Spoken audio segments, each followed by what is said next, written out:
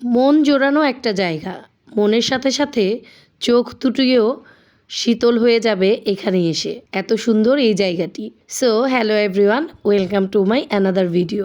স্থাপত্যটি এত সুন্দর, আপনি যেখানে তাকাবেন সেখানেই যেন সৌন্দর্যের একটা ছোঁয়া পাবেন। এখানে বিশাল একটি জায়গা জুড়ে আর এত সুন্দর পাথর কেটে কেটে এটাকে বানানো হয়েছে। একদম শুভ্র সাদা একটা স্থাপত্য এটা, যেটার দিকে তাকালেই চোখ দুটি জুড়িয়ে যায়। এত সুন্দর এটা। আপনারা ভিডিওতে কতটুকু বুঝতে পারবেন আমি জানি না, বাট আপনারা ভিডিওতে যতটুকু সুন্দর দেখতে পাচ্ছেন তার চাইতে হাজার গুণে সৌন্দর্য দেখতে পেয়েছি আমরা যখন আমরা বাস্তবে দেখেছি। তো খুবই সুন্দর এই জায়গাটি। আর সাদার মাঝে যখন আপনি এরকম একটি গোল্ডেন কালার একটা ছোঁয়া দেখতে পাবেন গোল্ডেনের, তো ওটাকে কেমন লাগবে বুঝতে পারছেন তো। আর এখানে পাথর কেটে কেটে এটাকে তৈরি করা হয়েছে।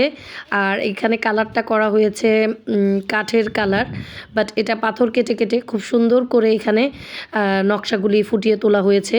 তখনকার যারা বৌদ্ধ আছেন, বুদ্ধিস্ট আছেন, তাদের হচ্ছে গিয়ে ধর্মের কিছু কাহিনী ওখানে অঙ্কিত করা হয়েছে পাথর কেটে কেটে।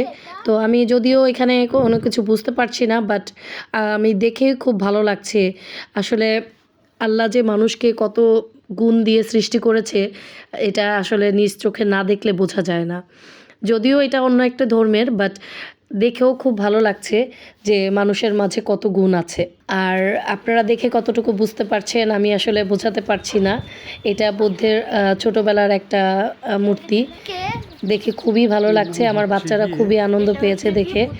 আসলে ধর্মটা যার যার, আর স্থাপত্যটা সবার। তো আমি এভাবেই বললাম।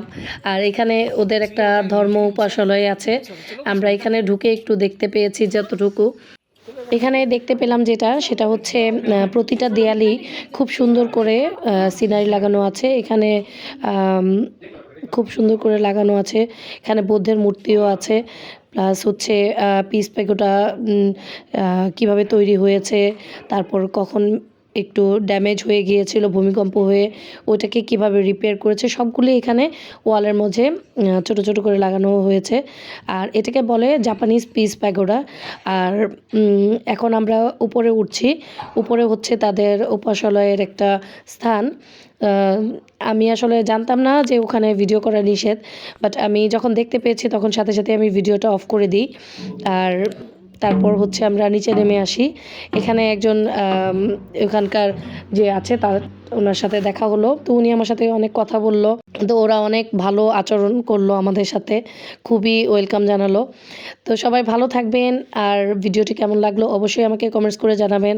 ভালো লাগলে লাইক কমেন্ট শেয়ার করে আমার পাশেই থাকবেন। আর আজকে তাহলে এই পর্যন্তই। আল্লাহ হাফেজ।